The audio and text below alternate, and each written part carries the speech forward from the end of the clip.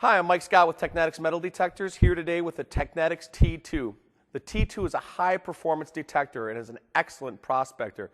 It finds small or large nuggets at extreme depths, and it's very easy to use. The T2 runs off 4 AA batteries and gets exceptional life, over 40 hours on those 4 batteries.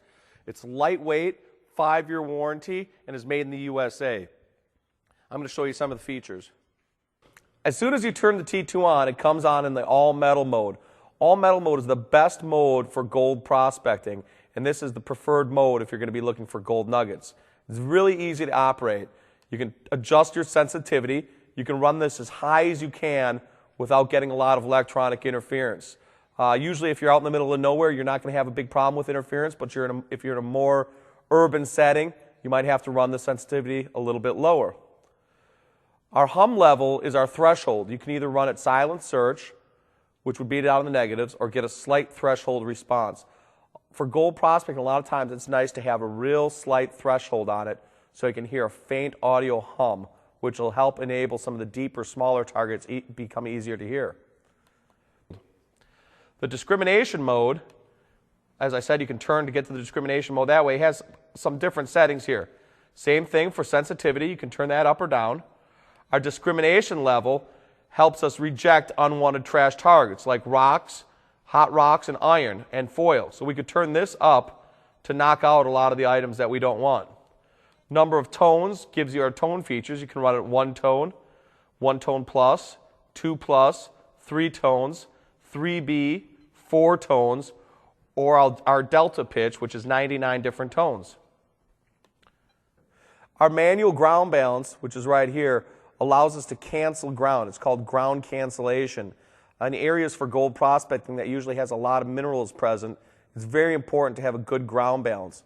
It's going to be difficult for me to show you how to do that indoors, so we're going to actually take this detector out in the field, and I'm going to demonstrate ground cancellation and proper ground balancing in the all-metal mode, and we'll also lay down some targets and see how the detector reacts and have a look at the meter to see what it's telling us. Okay, when we turn it on in the all-metal mode, we can scroll through our features. First is sensitivity. We'll turn that up to, say, 77. Next is our hum level. The preset is 1. That's a great light threshold for gold prospecting. I'm going to turn it up a little bit more so we can hear that slight hum come through. If you go down to 0 or lower, it's a silent search. So 1 plus is the preferred setting, but I'm going to go a little bit higher just for demonstration purposes. Next, we go to our ground balance. You need to find a patch of ground where there is no metal present to properly ground balance. We can do the fast grab, and that's by pushing the toggle switch forward and bobbing it up and down. And it'll set automatically. It's giving us a 73. When you properly ground balance, a 2-digit number will appear on the display. This is your ground phase setting. Release the trigger while you are pumping the search coil. If fast grab does not successfully cancel the ground minerals, one of 2 things will happen. You will hear an alarm sound and see the message overload raise coil, or you will see the message can't GC, which is can't ground cancel. If either of these things happen, move several meters away and try again. If you're still not successful, then perform the manual ground cancellation procedure, which I'm going to show next.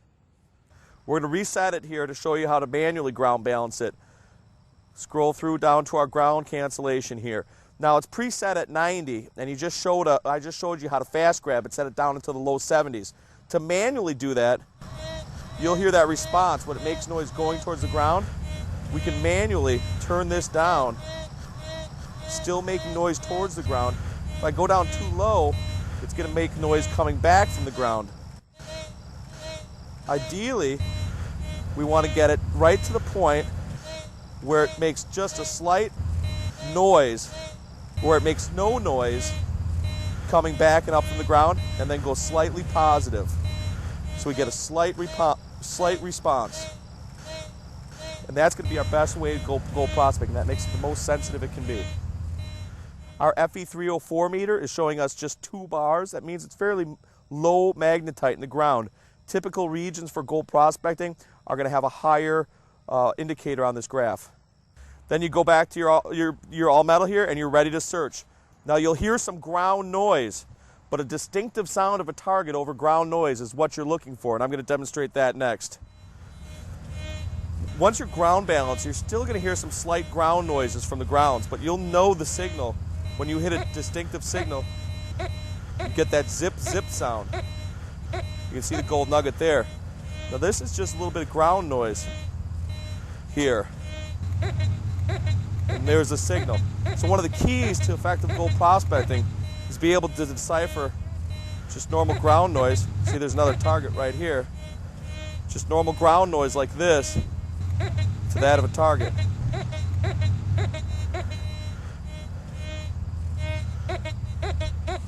That's our zip zip. That's what we're looking for. And we're going to see on our target ID here, it's hitting up at a higher number, 50 in the 50s. Now the detector always has to be moving. If we try to stop on that, it's not going to give you a real good signal. But when you're moving, that's why you always want to keep the detector moving. One of the neat things about this detector is it gives you a target ID number in all metal and also in discriminate. So when we go to our discriminate mode, it's going to also give us the same target ID number. Gold is typically going to read above the iron range unless you're in harsh mineral conditions. It's going to typically hit in the foil to larger nuggets will hit higher. Sometimes they may hit in the iron range, especially if you're in really highly mineralized soil. For more detailed information, see your how to set up and use the T2 for gold prospecting guide or the owner's manual found on our website.